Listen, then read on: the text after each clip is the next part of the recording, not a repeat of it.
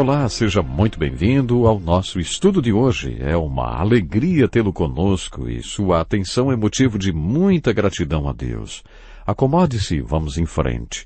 No último programa tivemos a oportunidade de conhecer o profundo amor que Paulo tinha por Jesus em seu coração, ao ponto de dizer que era um escravo do Senhor Jesus.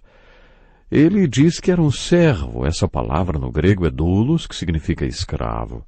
E era mais ainda, ele se considerava um separado para o Evangelho de Deus, ou seja, demarcado com ferro quente com as iniciais do Senhor Jesus Cristo.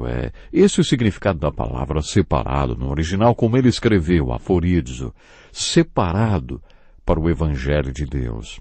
Também vimos que Paulo queria ir para a Espanha porque Cristo ainda não havia sido pregado naquela região. Por isso ele disse aos romanos, visto que há muitos anos anseio vê-los, planejo fazê-lo quando for à Espanha.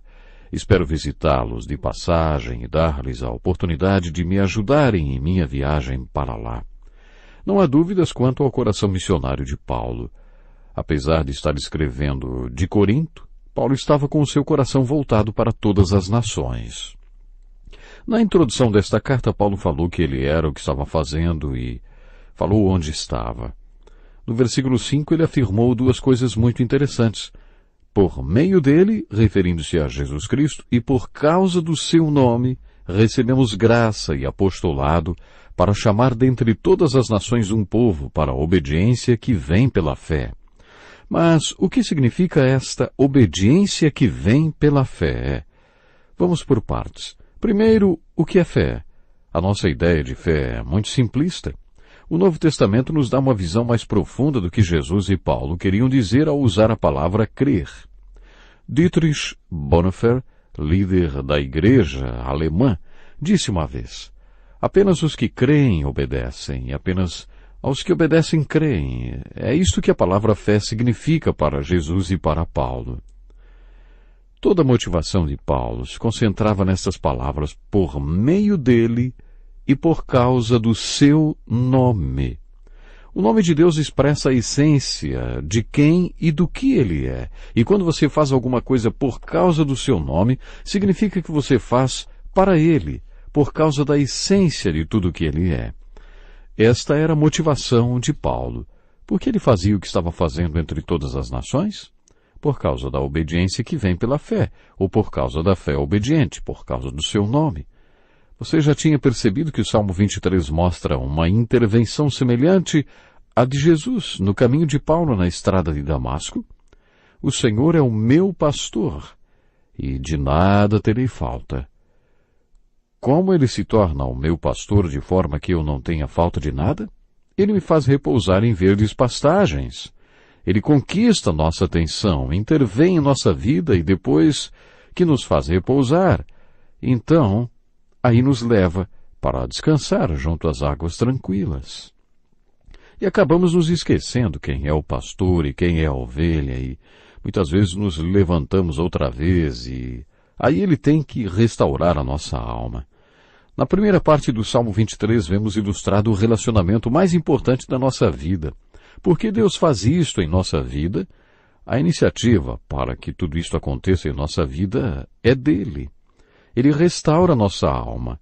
Ele nos leva para os caminhos de justiça que restauram nossa alma.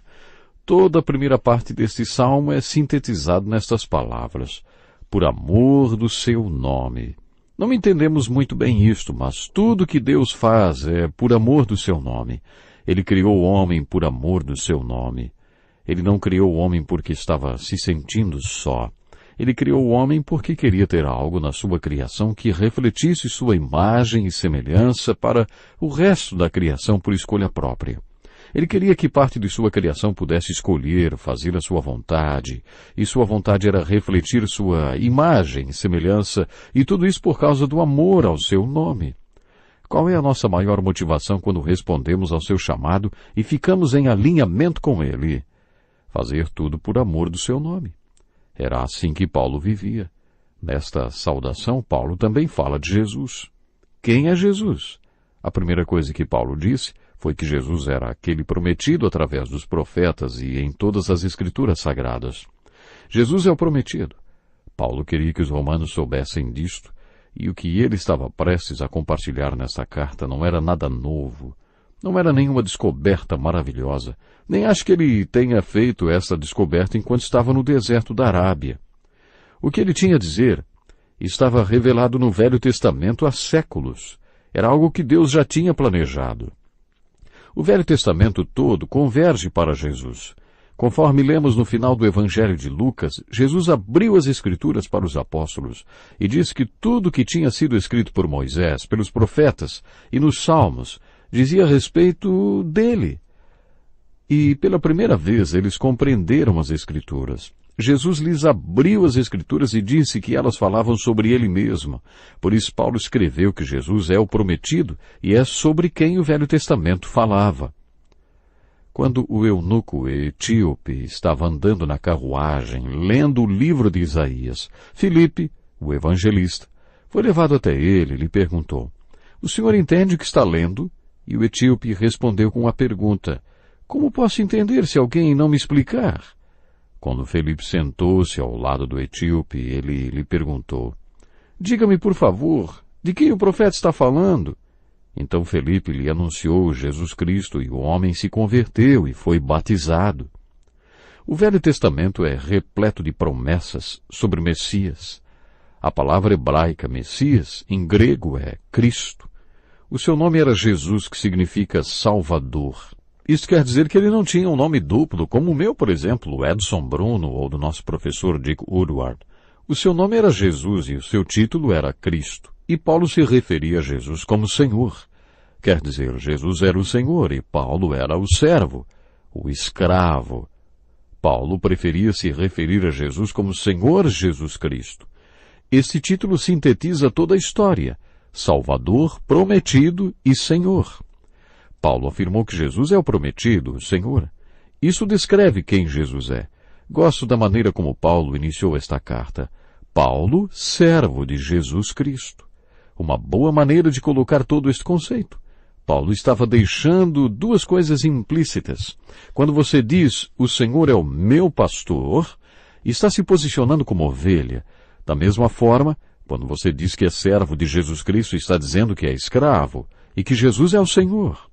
Portanto, Jesus Cristo era o Senhor do apóstolo Paulo, a promessa de Deus.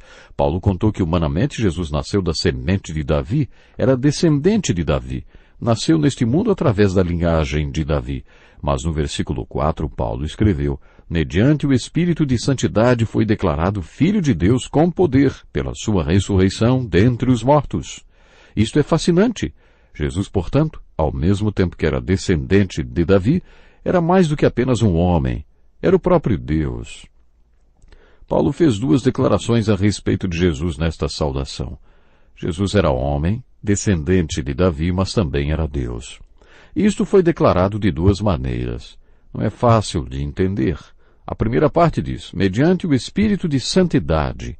Nas anotações do rodapé da Bíblia aparece a expressão que, quanto ao seu Espírito, foi declarado Filho de Deus. Isso quer dizer que a vida que ele viveu, a vida santa que viveu, foi uma declaração de que ele era Filho de Deus. Em Isaías capítulo 11, uma das profecias afirma que Jesus foi cheio de toda a plenitude de Deus. Jesus é a expressão completa do Espírito de Deus, cheio do Espírito do Senhor. Cheio do espírito de sabedoria e entendimento, conselho e poder, conhecimento e temor do Senhor e de adoração. Estas são as 7 expressões do Espírito de Deus, o que significa que Jesus é a expressão perfeita de Deus em espírito. É sobre isto que Paulo falou nesta introdução. Quando Nicodemos procurou Jesus naquela noite, disse-lhe, Mestre, sabemos que ensinas da parte de Deus, pois ninguém pode realizar os sinais miraculosos que estás fazendo se Deus não estiver com ele. Nicodemos era um renomado rabino em Jerusalém. Jesus era carpinteiro e não tinha uma boa casa. Ele nem era um rabino. Para Nicodemos isto era impressionante. Era como se ele dissesse a Jesus, estamos tão impressionados com o que o Senhor é que viemos ouvir seu discurso religioso. Estamos muito enganados e achamos que hoje a situação é diferente. Se a nossa maneira de viver impressiona as pessoas, um dia elas podem perguntar, eu gostaria de saber mais sobre a sua religião. Só que a nossa tendência é achar que as coisas funcionam ao contrário.